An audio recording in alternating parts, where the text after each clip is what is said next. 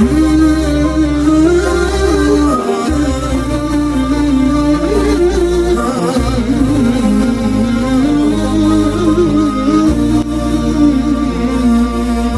me to introduce myself again. I am Ahmad from Mikot, and I'm very, very glad to see my runaway mentor here today. The last time we met, you did something and you had one that actually set my path towards that end of my life, the creative end of my life. You're the one that laid the foundation in those times at DLI. So I'm very glad to meet you here again today. So I'll be asking the first question. I understand that you've done so many things in the world of creativity, from UI, from all these basic graphic design tool called CorelDRAW. I remember at that time, from CorelDRAW to everything. But beyond that, I know that you came from somewhere, and your values, what you know, your personal goals are driven by something. So I would like to ask, can you tell us about your early life and how your environment shaped who you are today? Okay, thank you so much for that question. Thank you so much for having me to start with. Um, Funny enough, the my background in design started with someone that from the western part of the world. So what I mean is the person that actually showed me the way when it comes to design, the person that I learned from used to be the one that designs for music artists. Okay. So I mean, I remember the day I went to the cyber cafe. I was still, trying to also jump around that time, and I was also working at the same time. So I just saw him in one corner designing album cover for an artist, and I just went to him and said, "Wow, this is looking very sharp." And I went to meet him. As at then, I think I was collecting 45K in salary. That was like 2015. That was like early 2015, and he told me he was going to collect 20K. I said, okay, interesting. That month, the moment I got the salary, I slashed it into two. I was lucky enough to meet someone that wanted to sell his laptop for 20K. And then I paid for this class as well.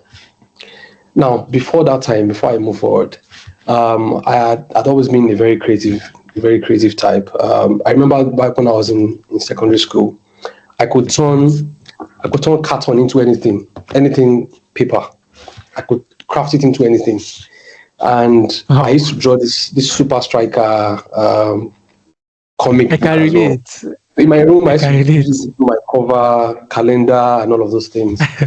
For I think 2010, when I reverted to Islam, I realized that drawing all those live drawings is not allowed. So I had to just find out how I could digitalize my skills instead of just drawing and all of that. So and that was how Allah guided me to meet that guy. So fast Alhamdulillah. forward 2 months after I met him, I didn't really stay so much. But I know whenever I'm on night duty, I used to go to his place and he would teach me. I'll be there till like 3 p.m. and then I'll go back home to prepare for night shift as well. And so yeah, 2 months after I met him and practiced with him, I gained admission to Unilag. And so now what actually shaped my journey from that time onward was my admission to Unilag actually. And what happened was prior to resuming Unilag, after I gained admission, the person that helped me with my processing and all of that added me to a group, Unilag Entrepreneurs. That was the name of the group. And that was where I saw crazy minds. I'm like, I should be like this too now one day. I said, okay, this is the journey, this 4 year journey that I have in Unilag. I give myself a target of 4 years. That's by my final year, at the end of the fourth year, or when I get to finals, when they are listing top designers to contribute to anything design around the school, my name should be part of the list. And you achieved that. You You actually understand? achieved that.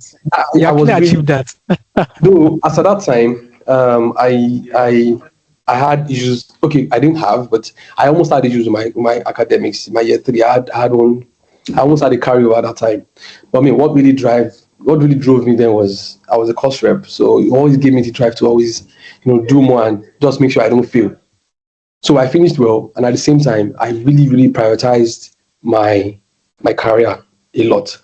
So Alhamdulillah. when I finished, I mean, final year, like you said, I achieved my goal, and by the time I finished, I had a lot of things in my portfolio.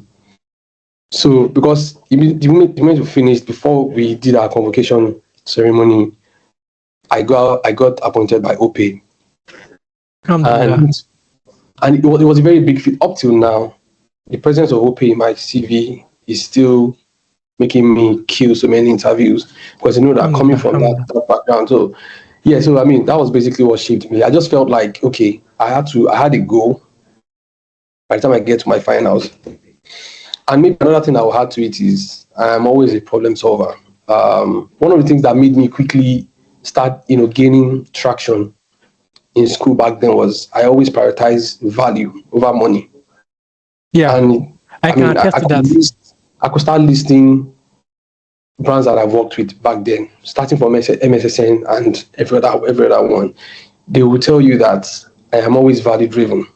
Money will be secondary for me because I know that number one, two things is number one, I am prioritizing the success of your idea, and Mm-hmm. secondly, I am also gaining experience. That was always primary for me. Those two things, No, no, and no, so at the end of the no, day, no. the money will just come afterwards. So basically, that's it. Alhamdulillah. I can actually attest to the fact that you are among the top 1% designers in university during those years. Because I remember that whenever we have any major event to do at University of Lagos, maybe MSSM or whatever Muslim community, the number one name that we hear that they will mention is Khalid Kaoki. Just message Koiki, he will do it. Give it to Koiki, he will do it. Remember this years? Yeah, I Remember remember ACS? this. Yeah, In those days, ACS was like the top event for like yeah, students. You remember? And for yeah. any ACS design, it must pass through Koiki. Alhamdulillah. Indeed, you achieved that goal. You achieved it. You achieved. Alhamdulillah. I'm very, very glad. And I'm also very, very glad that I'm speaking with you today here. The second question I'll ask you is that with everything you said now, it all comes from passion, right? Absolutely, So absolutely. I'll now ask you now that how did you discover your passion for the creative industry?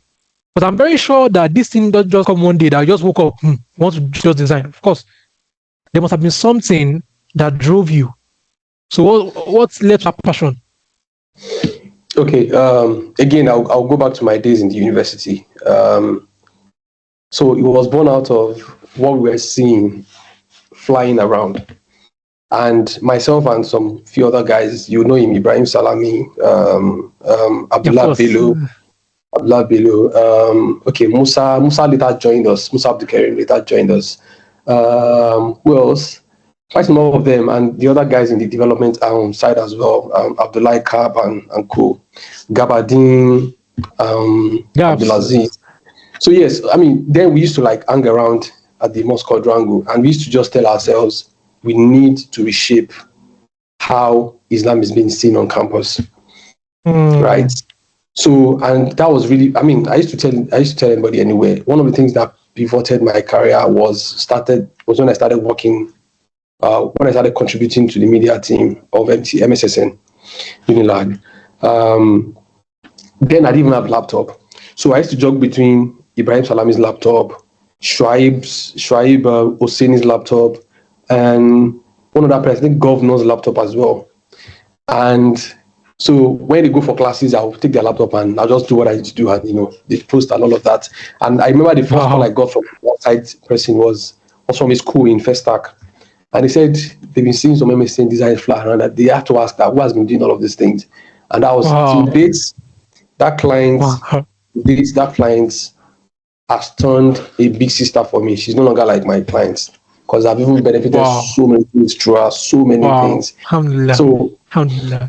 it was the drive there was that we needed to reshape and up till date that drive is still there. Most of the initiatives that I have started. So currently I have a mentorship platform that I'm running. It's Muslim focused, I have a podcast that I'm running as well. It's largely Muslim focused. It's just a bit of the contemporary, but it's largely, and the focus here is that or the goal here is that to make people see that Muslims are actually out there doing things, because it seems like Mm, we're just underdogs and we're not out mm, there. Whereas people are actually out there, but you don't just get to see them. So my goal yeah, is just let's create platforms that we can feature as many as possible so that people get to see that so these guys actually, I mean, if you check some of these platforms that I mentioned that I run, you see all the people that feature so far have been Muslims, and they've done absolutely well, outstanding alhamdulillah, alhamdulillah. in executing the sessions. Yeah. Yeah, yeah. You actually mentioned about your podcast because I've been checking out some of your works. Moving from the normal design into doing the podcast. If I'm correct, you are in the third edition of podcast, right? Uh, Actually, 10th edition. So what Okay, I did was I did 10 episodes, and I okay, ended it for season one. okay, Season two will resume next year, February, inshallah. So, but we have 10 episodes already on Spotify. okay. Melamic than his own. Now, Mm. looking at your journey, one thing that has been central to what you do is that you do a lot of free works in terms of design. Beyond design, you do so many free trainings, which I myself I'm one of your students in those days at DLI. So looking at who you were then, because I know that you are one hustler, jama jama, jama jama. Okay. So how were you able to cope with, doing free work and yet sustaining yourself as, a young man in those days? It was very difficult. It was extremely difficult. So let me quickly tell you a very small story, right? So in my year one, I blossomed a lot because that was when I just started learning. Then I had just got a laptop and I did quite a number of things. That was when the journey started for me, really, really, right. But then when we entered 200 level, uh, my laptop got spoiled. No, they stole my laptop. My phone got spoiled, and then I was back to zero. Though it was Wow. from that scenario that happened, that incident, it was a blessing in disguise for me because literally that year two was like the best year of my life in the university. Academically, I performed extremely well, and that was when I was voted to be the course rep eventually because of my performance. So, but career wise, it was a lot. I couldn't even do anything. So my routine then was usually from after Solar in the morning, we go for Eve's class, MSSN Eve's class, back to class. While I'm going to class, I'll be memorizing what I've been taught during Eve's, and then back from class back to the masjid, doing my assignments, and then that was just a routine all through. And I remember there was a day I used to stay with one of my friends back in the mosque. Then there was a day where we're doing. I was okay. We're at the tap, that tap that was close to the canal behind the mosque, Yeah, and yeah, we wanted to take. Where I was discussing with my friend that okay, our gari was almost finished, and we're discussing how we'll get money to get another one. By the way, it was the tap water. We used to call that water Spyro.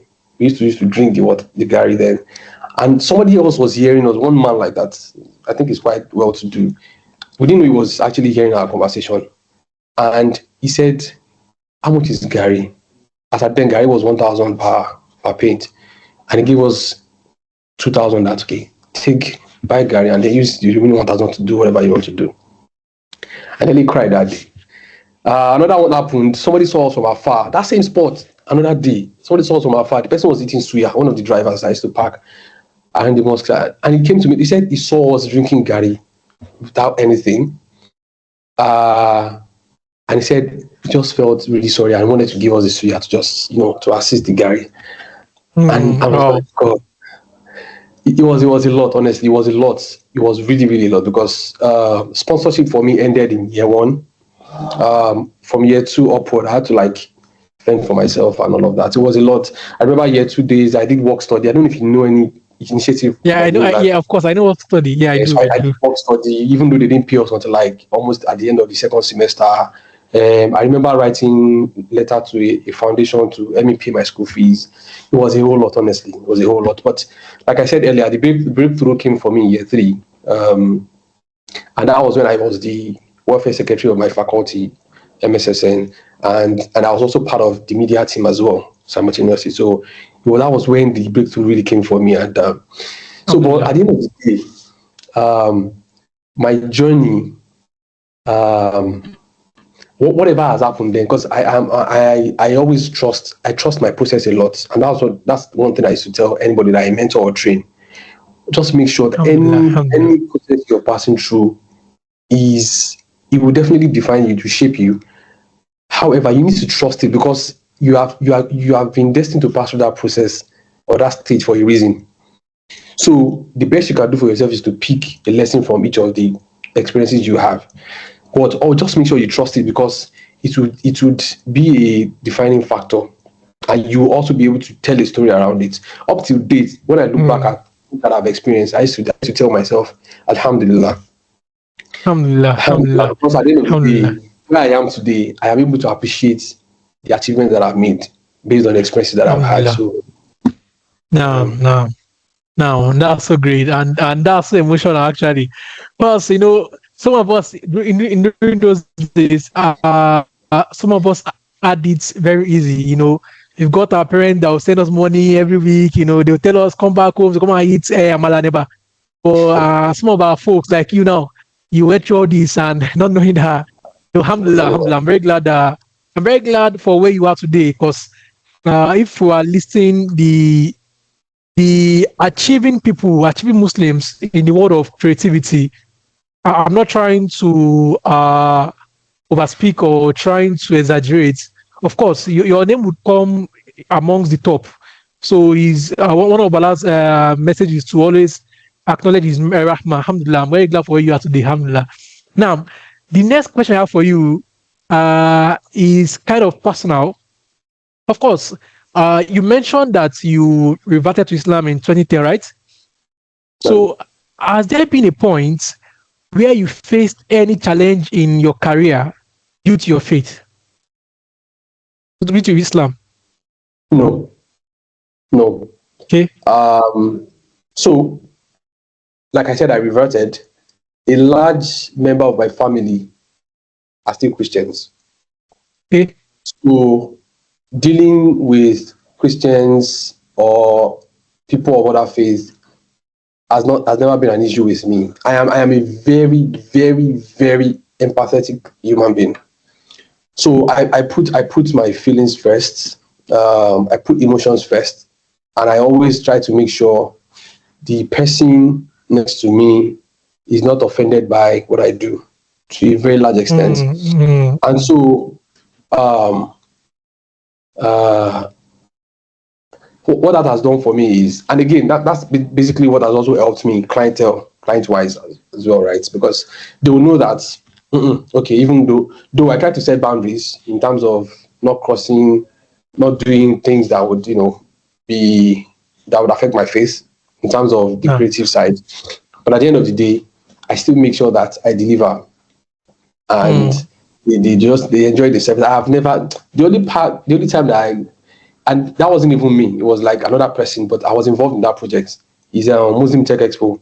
I remember when we were okay, planning the 1.0 then, when we are looking for money for the conference, and we brands that were supposed to drop money for us because they saw Muslim as part of the event name. They said we should remove the Muslim and put something else there before they drop money for us. And when we're now having the meeting and talking about it, we're just laughing that these people they don't understand that I'm not only shaking it. It's not human. mm, mm, At the end of the day, the mm, event mm. and I mean we can tell how it has been so far. Like so that's the only time. But Now, now, now. most times no, I've not really had that experience at all.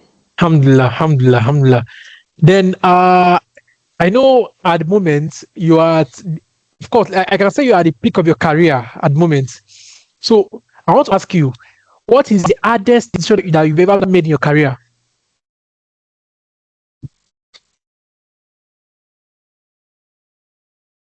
Uh, it is actually taking this path of design. That might seem funny, but each time I ask myself, why did I actually start as a designer? I shouldn't have started as a designer. Why? Um, yeah, it's funny. Each time I ask myself that question, um, it feels even fun. I smile afterwards and be like, okay, I have solved problems creatively. I have attended to clients, requests and all of that. I've made people happy by serving them with my craft. But if you look at the what the future is like, especially with the advent of so many innovations that has been just going around these days, um, you would tell that. I mean, somebody actually came to me, and I think it was during Muslim Tech. I think it was during NGM conference, the last one that was held last month or 2 months ago. Um, the person said, "Okay, I am currently studying mechanical engineering in Unilag. I have a background in design, but I want to go back. No, okay, I have a background in coding, HTML and CSS, but I want to do design. I told him, no, just go back to your engineering and major there. You don't need to come and do design. Um, to a very large extent, though this has to do more with sensitization anyways, or mentoring as the case is. Most designers don't, uh, they usually fall at the bottom of the chain when it comes to um, Innovation. when it comes to recognition in terms of contribution to the success of a company. No matter how you see Yeah. yourself, you can decide that, okay, this is what I would define for myself. But at the end of the day, the large part of what usually happens is that you'll be the one they will consider last, because it's in Mm. as much as whatever you're doing, people are seeing it, people are appreciating it because it's beautiful. There's no way it would directly amount to uh, money making Your remuneration. at large. You understand? Yeah. And so Yeah. Yeah. right now, I really wish I can have that space.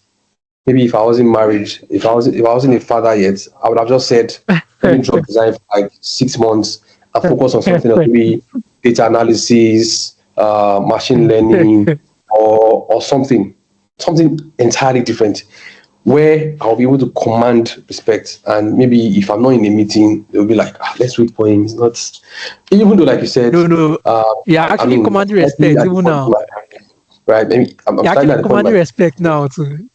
yeah, I mean, yeah, but it's because of the years of experience, right?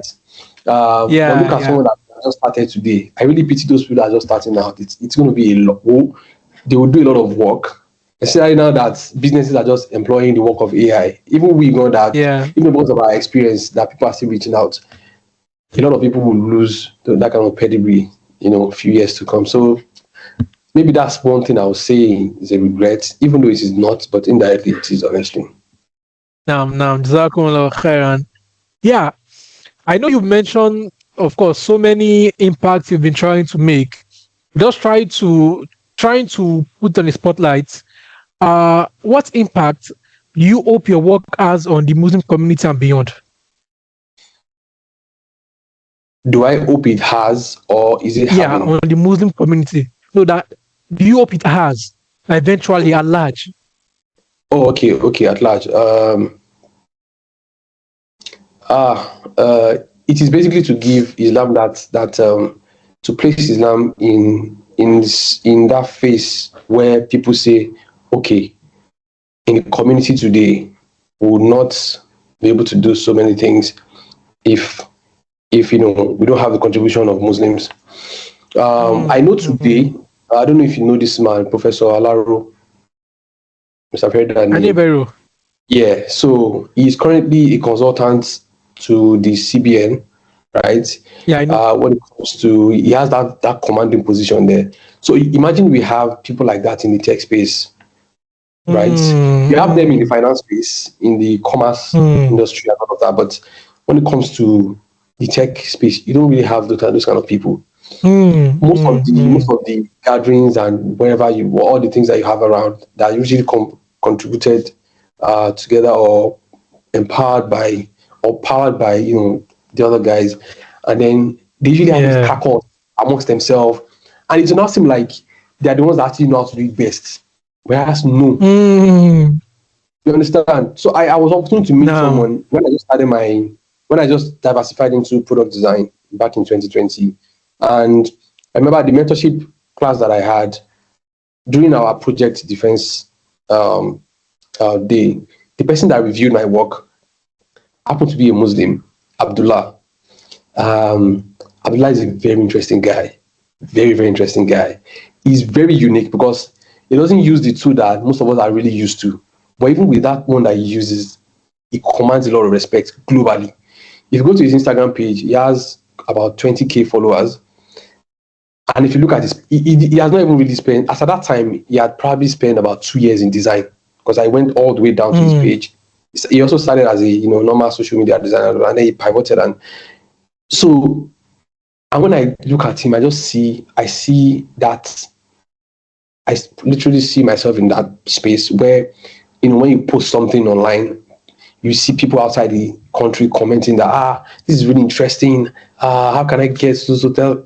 And that's where that's kind of Mm. impact I really want my craft to have. Okay, so and that's the reason why, and I know that I'll most likely not be able to do this alone, and that's why even the mentorship program that I'm currently running, I've gathered a league of Muslim creatives to help me also mentor other Alhamdulillah. people. So at the end of the day, even when we are probably trying to focus on other things, we still have people that we have mentored that can also carry on that legacy. That's Nam, basically it. nam, nam, nam. Jazakumullah khairan. That's brilliant. That's brilliant. So, one last one before we wrap it up. So, what advice do you have for a young Muslim trying to build a career in the creative industry? Again, trust your process. Um, I have this particular mentee that I'm currently mentoring. I like him a lot because I I think it was only after our first encounter at IVC when we talked. Though he has been respecting me from afar, and he just walked up to me and after that encounter that we talked, right, he understood. I told him some very key things, and he kept it in the left hand. Until date, he will tell me that he will always remind me of whenever he wants to take a particular step. And I mean, so far he has even enjoyed the space, the industry a lot because his Alhamdulillah. works usually speak for him. And from what I've guided him on, he's really, really working very well in that path. So whenever he wants to take a step, he will tell me that okay, I have so plan, and this is what I want to do. Based on what you told me back then, I feel if I go like this, it will really, really, and before you know it, but Alhamdulillah. again, just be a problem solver. And so the moment you have that problem solving mindset, it puts you in a position where you put value first. Because as a Mm. newbie, you have a lot of things to worry about, particularly charging for your work. So fine, you can start probably learning how to charge, but most importantly, prioritize solving that problem first. Mm. I can tell Mm. you Mm. categorically today, most of the brands that I serve today, there are people that I started with back then where they didn't really have Mm. any, they didn't have anything. But I mean, the journey was just that, let's just keep growing together. Even me too, I just started then. So we're just nurturing each other. Okay, day to day we're growing in terms of clientele, trying to make money. And the moment they start growing, they also appreciate my own efforts as well. So Alhamdulillah. and when we have Alhamdulillah. they can tell that no, the journey. I mean, I was speaking to one of my friends that he had his birthday, I think last month, no, August actually.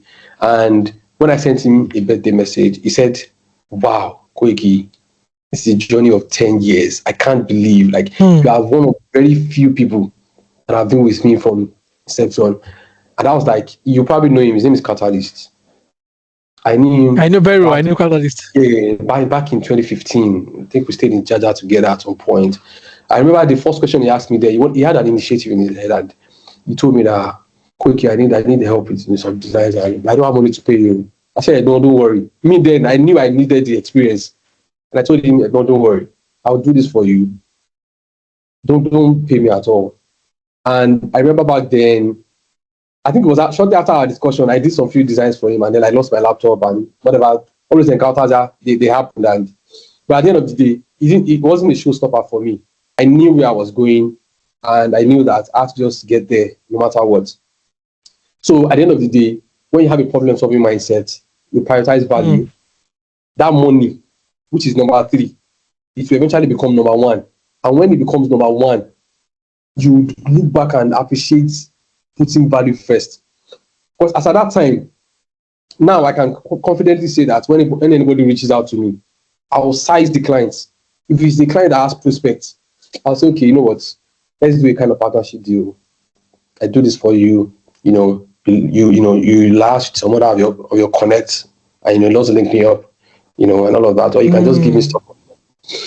That's a conversation, separate one. And then another one can also be, I'll look at the time I will spend on your project. I'll build big time. That one is not is like 40% value, 60% money. I prioritize value behind, like, back. Money is so true. Yeah. What I like to know, I'm a family man, so money has to come. It has to outweigh. Exactly. Even though I would give you value, but you have to pay me for my time. So basically, that's just it. No. That's I actually enjoyed the session, and I myself actually learned something else, because most of we young folks, we love putting money at first, but what is actually key is that when you put value first, money will come after you. From what I've learned from you, I do appreciate your time, Sir. Thank you so much.